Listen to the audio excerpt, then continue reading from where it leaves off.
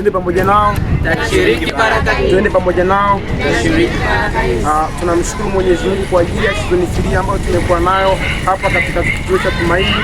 Basi naomba niwakaribishe wale wote ambao wanaweza kuweza kushiriki baraka hizi, wachungaji, taasisi na yote ile, kikundi chochote kile, tunakaribisha waje pamoja na sisi.